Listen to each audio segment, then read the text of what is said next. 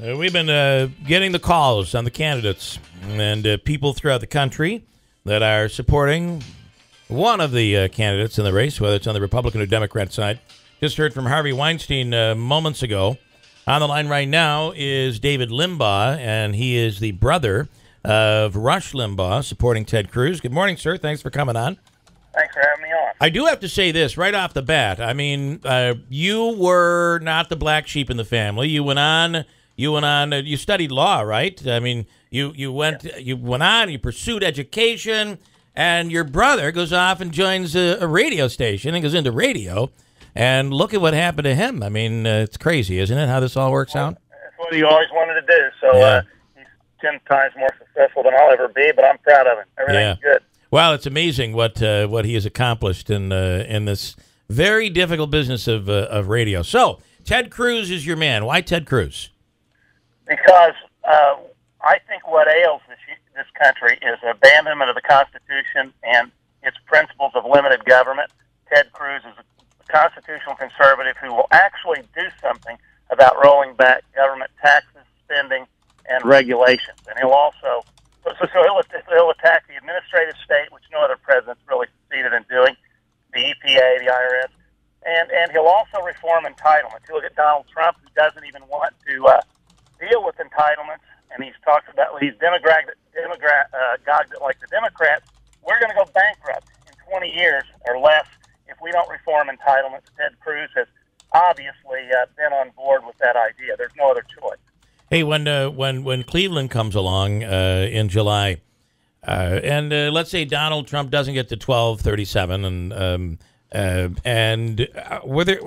is Ted Cruz going to be the guy? And what will that do? What will happen to the party? What are your thoughts on predicting the future here? Either way, and not so much the party. The party's obviously in trouble, but the relevance now is going forward. Can we get together and unite to win the election, regardless of who the nominee is?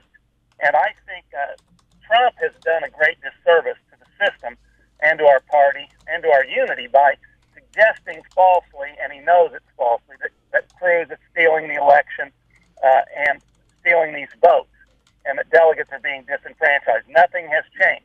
But it always takes 1,237, or a majority of delegates to win, whatever that number is. And Cruz has always played by those rules.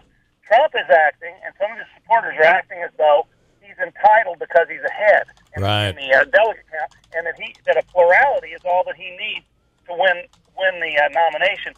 That is, in fact, false. It has always been false. So that's another falsehood that's being perpetuated by the Trump people in an effort to deter any possible contest at the election. At the convention, I don't think any of the candidates are going to reach 1237. Donald Trump is the only one who has a realistic possibility of doing it. If he doesn't win on the first ballot and doesn't get really close, I don't think he'll win, because Cruz has done more homework, done more preparation like he's done throughout this campaign. And I think he's in a better position, provided it's fairly close. You know, why even have rules? Why even have 1237? Why is that even there if you can say, well, I only need to get close? I mean, this argument doesn't make sense. Well, it's consistent with Trump's entire MO, where his supporters and who care about the Constitution, who care about the rules. We just want to go and have somebody go in there and break things up, bust things up, burn the house down. That's against my entire mentality. I want to significantly roll things back. I want to bust things up, but I want to do it within the framework of the Constitution and limited government, and not spit on the rule of law. And people right now who are aggravated with the Democrats and liberals and Obama better not be so short-sighted that they're willing to cashier the Constitution just like the left. We don't want to replace a leftist authoritarian with a right authoritarian. It's really a dangerous time we're living in. People ought to be told the truth. Ted Cruz is playing fairly. Donald Trump gambled, either was ignorant of the rules or he gambled on being able to win. You know, we talk about this democratic. We've always had a representative form of government and a representative form of choosing our delegates, and the parties control, not the feds. And they always had this rule. They have it in Missouri. I think it's a little cockeyed, too. But I'm not complaining about the rules. If you want to complain about the rules, go in there 3 years in advance and change it for the next election. Right. Nobody's done this. When Santorum won the election, in the delegates in Colorado.